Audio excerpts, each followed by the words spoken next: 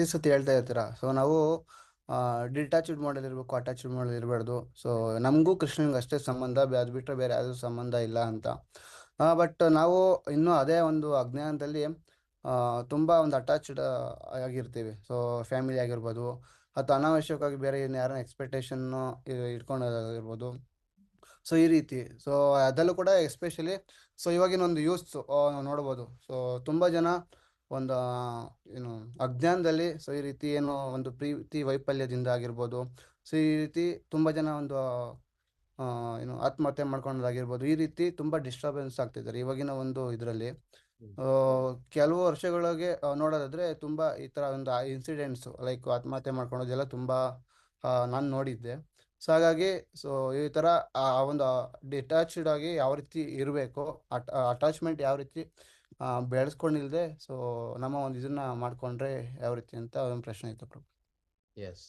So ನೀವೆಲ್ಲ ಏನೆಲ್ಲ ಕಾರಣಗಳು ಹೇಳಿದರೆ ಅದೆಲ್ಲ ಕಾರಣಗಳಿಗೂ ಮೂಲ ಕಾರಣ ಏನು ಅಂದ್ರೆ ಅಜ್ಞಾನ. ಜ್ಞಾನ ಇಲ್ಲ ಅಂದಿದ ತಕ್ಷಣ ಅದನ್ನ ಶಾಸ್ತ್ರ ಹೇಳುತ್ತೆ ಅವಿದ್ಯ ಅಂತ ಹೇಳುತ್ತೆ. ಸೊ ತಪ್ಪುಗಳು ನಾನು ಮಾಡ್ತೀನಿ ಅಂದ್ರೆ ನನಗೆ ಅಜ್ಞಾನ ಇಲ್ಲ. ಸಿಂಪಲ್ ಆಗಿ ಆತ್ಮಹತ್ಯೆ ಮಾಡ್ಕೊಳ್ಳೋದು ಎಷ್ಟು ದೊಡ್ಡ ಪಾಪ ಗೊತ್ತಾ. ನನಗೆ 400 ಜನ್ಮಗಳು ಸ್ಥೂಲ ಶರೀರ ಸಿಗೋದಿಲ್ಲ. ಶಾಸ್ತ್ರ ಹೇಳುತ್ತೆ 400 ಜನ್ಮಗಳು ಸ್ಥೂಲ ಶರೀರ ಸಿಗೋದಿಲ್ಲ ಮತ್ತೆ. ಸೊ ಆದ್ರೆ ಆತ್ಮಹತ್ಯೆ ಮಾಡ್ಕೊಳ್ತೀವಿ ಯಾಕೆ? ಅಷ್ಟು ಅಜ್ಞಾನ ನಮಗೆ. ಜೀವನದಲ್ಲಿ ಬರುವಂತ ಸವಾಲುಗಳನ್ನ ಎದುರಿಸೋ ಶಕ್ತಿ ಇಲ್ಲ ನಮಗೆ. ಅಜ್ಞಾನ ಇದ್ದಾಗ ಖಂಡಿತ ಯಾವುದಕ್ಕೂ ಶಕ್ತಿ ಅನ್ನೋದು ಇರೋದಿಲ್ಲ. ಇನ್ನು ಹಲವಾರು ಒಂದು ಇದಕ್ಕೆ ನಾನು ತೊಡಗ್ತೀನಿ ಅಂತಾನು ಹೇಳಿದ್ರೆ, ಹಲವಾರು ವ್ಯಾಮೋಹಗಳು. ಕೆಲವರು ಡ್ರಗ್ಸ್ ತಗೊಳ್ಳೋದಂತೆ, ಅದೇ ಎಸ್ಪೆಷಲಿ ಯುವಕರು ಡ್ರಗ್ಸ್ ತಗೊಳ್ಳೋದು, ಅದು ತಗೊಳ್ಳೋದು, ಇಲ್ಲ ಹುಡುಗಿಯಿಂದ ಹೋಗೋದು, ಹುಡುಗಿರು ಹುಡುಗನಿಂದ ಹೋಗೋದು, ಅಕ್ರಮಗಳನ್ನ ಇಟ್ಕೊಳ್ಳೋದು, ಏನೇನೋ ಇಂಥವೆಲ್ಲ ಆಗ್ತದೆ. ಯಾಕೆ? ಅಜ್ಞಾನ. ಸಂಸ್ಕಾರಗಳು ಕೊಟ್ಟಿಲ್ಲ. ಫಸ್ಟ್ ಪಾಯಿಂಟು ಎಲ್ಲಿಂದ ಸ್ಟಾರ್ಟ್ ಆಗುತ್ತೆ? ಬೀಜದಿಂದನೇ ಪ್ರಾರಂಭ ಆಗುತ್ತೆ. ಇಲ್ಲಿ ಮಧ್ಯದಲ್ಲಿ ಬಂದಾಗ ಏನಾಗುತ್ತೆ? ಸಂಸ್ಕಾರಗಳು ತಂದೆ ತಾಯಂದ್ರು ಕೊಟ್ಟಿಲ್ಲ. ಓಕೆ, ತಂದೆ ತಾಯಂದ್ರು ಕೊಟ್ಟಿಲ್ಲ, ಬೀಜ ಸರಿ ಇಲ್ಲ, ವಾತಾವರಣನೂ ಸರಿ ಇಲ್ಲ, ಅದಕ್ಕೆಲ್ಲನೂ ಪೂರಕವಾಗಿರುತ್ತೆ, ಎಲ್ಲನೂ ಪ್ರೇರೇಪಿಸೋ ರೀತಿಯಲ್ಲಿ ಇರುತ್ತೆ. ನನ್ನ ಸ್ನೇಹಿತರ ಜೊತೆಗೆ ಏನ್ ಮಾಡ್ತೀನಿ, ನಾನು ಅದನ್ನೇ ಮಾಡ್ತೀನಿ. ಇವತ್ತು ಹೇಳಿದೆ ಸಾಂಗತ್ಯ, ಎಂಥವ್ರ ಜೊತೆ ಸಾಂಗತ್ಯ ಮಾಡ್ತಿದ್ದೀನಿ. ಜ್ಞಾನ ಇದ್ದಾಗ ಒಳ್ಳೆಯವ್ರ ಸಾಂಗತ್ಯ ಮಾಡ್ತೇನೆ, ಅಜ್ಞಾನದಲ್ಲಿ ಕೆಟ್ಟವ್ರ ಸಾಂಗತ್ಯ ಮಾಡ್ತಿದ್ದೀನಿ.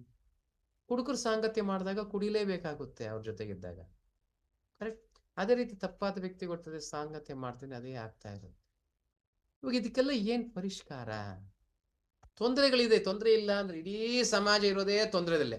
ಹಲವಾರು ಕಾರಣಗಳು, ಹಲವಾರು ಇದು ಏನೇನೋ ನಮ್ಮ ಜೀವನದಲ್ಲಿ ನಡೀತಾ ಇದೆ, ಸಮಾಜದಲ್ಲೂ ಹಂಗೆ ನಡೀತಾ ಇದೆ, ಹೆಂಗ್ ತಪ್ಪಿಸ್ಕೊಳಕ್ಕೂ ಆಗ್ತಿಲ್ಲ. ಪರಿಷ್ಕಾರ ಏನು? ಭಗವದ್ಗೀತೆ ಒಂದೇ ಪರಿಷ್ಕಾರ. ಜ್ಞಾನ. ನನಗೆ ಜ್ಞಾನ ಇಲ್ಲದೆ ನಾನು ಯಾರ ಹತ್ರ ಎಷ್ಟು ಅಂತ ನಾನು ಕಾಪಾಡಲ್ಪಡ್ತೀನಿ? ನಾ ಖುದ್ದಾಗಿ ನನ್ನದು ಅಂತ ಒಂದು ಜ್ಞಾನ ಇರಬೇಕಲ್ವಾ? ಅಟ್ಲೀಸ್ಟ್ ನಿರ್ಧಾರ ಮಾಡೋ ಸ್ಥಿತಿಯಲ್ಲಿ ಇರ್ಬೇಕು. ಇದು ಒಳ್ಳೇದು, ಇದು ಕೆಟ್ಟದು ಅಂತ ನಾನು ನಿರ್ಧಾರ ಮಾಡೋ ಸ್ಥಿತಿಯಲ್ಲಾದ್ರೂ ಇರ್ಬೇಕಲ್ವಾ? ಯಾವಾಗ ಬರ್ತೀನಿ ಆ ಸ್ಥಿತಿಗೆ? ಜ್ಞಾನ ಬಂದಾಗ. ಒಂದು ಚಿಕ್ಕ ಮಗು ನೋಡ್ಬೋದು, ಅದಕ್ಕೆ ತಿನ್ನೋದು ಗೊತ್ತಿಲ್ಲ. ಯಾಕೆ? ಊಟಕ್ಕೂ ಮಲಕ್ಕೂ ವ್ಯತ್ಯಾಸ ಗೊತ್ತಿಲ್ಲ ಆ ಮಗುಗೆ. ನೀವು ನೋಡ್ಬೋದು ಚಿಕ್ಕ ಚಿಕ್ಕ ಮಕ್ಕಳಾಗಿದ್ದಾಗ ಅದೇ ಆಚೆ ಗೀಚೆ ಎಲ್ಲ ಏನಾದ್ರು ಹೋಯ್ತು ಅಂತ ತಿಳ್ಕೊಳ್ಳಿ, ಆ ಮಲವನ್ನು ಸಹ ಹಿಡಿದು ಹಿಂಡ್ತಾ ಇರುತ್ತೆ, ಕಿಚ್ತಾ ಇರುತ್ತೆ, ಕೆಲವೊಮ್ಮೆ ಬಾಯಿಗೆ ಇಟ್ಕೊಳ್ಳುತ್ತೆ. ಸೊ ಅಜ್ಞಾನ ನಮ್ಮ ಜೀವನದಲ್ಲಿ ಅದನ್ನೇ. ದೊಡ್ಡವರಾಗಿದ್ದೀವಿ, ಅಜ್ಞಾನದಲ್ಲಿದ್ದಾಗ ಹೆಂಗೆ ಮಕ್ಕಳು ಮಲವನ್ನು ಮುಟ್ತಾ ಆ ರೀತಿ ಮಾಡ್ತಿದ್ದೀವಿ. ಎಷ್ಟು ಹೊಲಸಾದ ಜೀವನ ಮಾಡ್ತಿದ್ದೀವಿ. ಆಗಿನ ಕಾಲದಲ್ಲಿ ಎಷ್ಟು ಪವಿತ್ರತೆ ಇತ್ತು. ಒಂದು ಹೆಣ್ಣು ಗಂಡು ಯಾವ ರೀತಿ ಇತ್ತು, ಶಾಲಾ ಕಾಲೇಜುಗಳು ಹೆಂಗಿದ್ವು, ಗರ್ಲ್ಸ್ ಸ್ಕೂಲ್ ಬಾಯ್ಸ್ ಸ್ಕೂಲ್ ಅಂತ ಇತ್ತು. ಇವತ್ತಿನ ಶಾಲಾ ಕಾಲೇಜುಗಳು ಹೆಂಗಿದೆ? ಪ್ರಭುಪಾದರು ಏನ್ ಹೇಳ್ತಾರೆ ಇದನ್ನ? ಇದು ಕಸಾನೆ ಖಾನೆ ಅಂತಾರೆ, ಸ್ಲಾಟರ್ ಹೌಸ್ ಅಂತಾರೆ. ಸ್ಕೂಲು ಕಾಲೇಜಿಗೆ ಹಾಕ್ದವ್ರನ್ನೆಲ್ಲನು ಅವ್ರ ಜೀವನನೇ ಹಾಳಾಗೋಗ್ತಾ ಇದೆ. ಕಾಮ ಉದ್ರೇಕಗೊಳ್ಳುತ್ತೆ. ಒಂದು ಹೆಣ್ಣು ಗಂಡು ಪಕ್ಕದಲ್ಲಿ ಕುಂಡಿಸಿದಾಗ ಏನಾಗುತ್ತೆ ಅಲ್ಲಿ? ಸಮಾಜನೂ ಕೆಟ್ಟೋಗಿದೆ. ನನ್ನನ್ನು ನಾನು ಕಾಪಾಡ್ಕೊಳ್ಳೋದು ಹೆಂಗೆ? ಜ್ಞಾನದಿಂದ ಮಾತ್ರನೇ. ಭಗವದ್ಗೀತೆ ಇಲ್ಲದೆ ಸಂಸ್ಕಾರ, ಅದು ಎಸ್ಪೆಷಲಿ ತಂದೆ ತಾಯಂದ್ರಿಗೆ ಇರಬೇಕು. ತಂದೆ ತಾಯಂದ್ರಿಗೆ ಇಲ್ಲದೆ ಮಕ್ಕಳು ಉದ್ಧಾರ ಆಗೋದಿಲ್ಲ. ಎಲ್ಲೋ ಹಾಳಾಗಿದ್ದೀನಿ ಅಂದ್ರೆ ಹಂಗೆ ಮುಂದುವರ್ಸ್ಕೊಂಡು ಹೋಗೋದಲ್ಲ, ಇವಾಗ ಪ್ರಾರಂಭ ಆಗಬೇಕು. ಆದ್ರೆ ಎಸ್ಪೆಷಲಿ ಯುವಕರಿಗೆ ಒಳ್ಳೆ ಅದೃಷ್ಟ ನಿಮಗೆ ಈ ವಯಸ್ಸಲ್ಲಿ ಸಿಕ್ಕಿರೋದು.